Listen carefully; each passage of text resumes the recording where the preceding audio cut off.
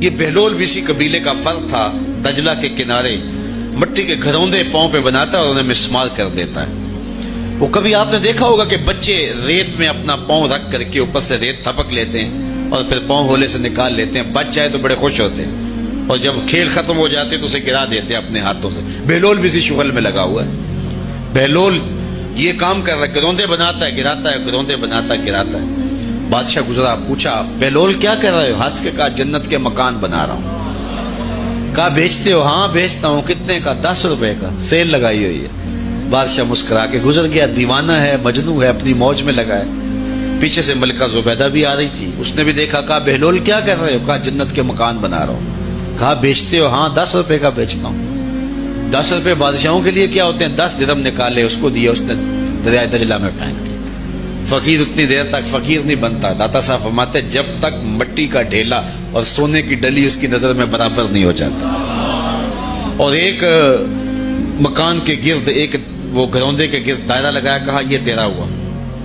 ملکہ گزر گئی، بادشاہ بھی چلا گیا۔ شام کو اپنے محل میں پہنچے، بادشاہ سویا، منظر جاگا کہ حشر کا دن ہے، پھر جنت کا منظر ہے، جنت میں بڑے بڑے خوبصورت مکان ہیں۔ ایک مکان تو بڑا ہی اچھا لگا، تو جی چاہا کہ اس مکان کو دیکھوں۔ تو جب قریب گیا تو دروازے پہ لکھا تھا ملکہ زبیدہ۔ شوق سے آگے بڑھا تو دربان نے روک دیا، کہا یہ ملکہ کا ہے؟ کہا وہ میری ہی ملکہ ہے۔ کہا دنیا کے ضابطے اور ہیں، آخرت کے ضابطے اور ہیں۔ بادشاہ کی آنکھ کھل گئی، بے چین ہو گیا، ملکہ کو بیدار کیا، کہا تو کون سا نیک عمل کیا ہے؟ میں نے جنت میں تیرا یوں مال دیکھا۔ ملکہ کہنے لگی وہی معمول کی نمازیں، وہی سب کچھ، کوئی نیا کام تو میں نے کیا نہیں۔ ہاں یاد آیا، کل گزر رہی تھی، دجلہ کا کنارہ تھا، وہ جسے لوگ مجذوب کہتے ہیں، وہ جو دیوانہ کہلاتا ہے، وہ بہلول، وہ جنت کے محل کہتا تھا وہ بنا رہا تھا۔ میں نے کہا چلو کوئی بات نہیں، فقیر ہے، 10 روپے کیا ہوتے ہیں؟ تو میں نے 10 روپے کا ایک محل خریدا تھا۔ بادشاہ سر پکڑ کے بیٹھ گیا، وہ تو مجھے بھی کہتا تھا۔ میں دیوانے کی بات سمجھ کے گزر گیا۔ اگلے دن بادشاہ قصدن گزرا۔ جب قصدن گزرا نا تو دل دھڑک رہا تھا کہ کہیں مجذوب پھر آج مل جائے اور اسی موج میں ہو تو کام بن جائے۔ دیکھا تو بہلول وہاں بیٹھا ہوا ہے، آگے بڑھ کے دیکھا تو کام بھی وہی۔ بادشاہ پھر رک گیا، پوچھا اب بہلول کیا کر رہے ہو؟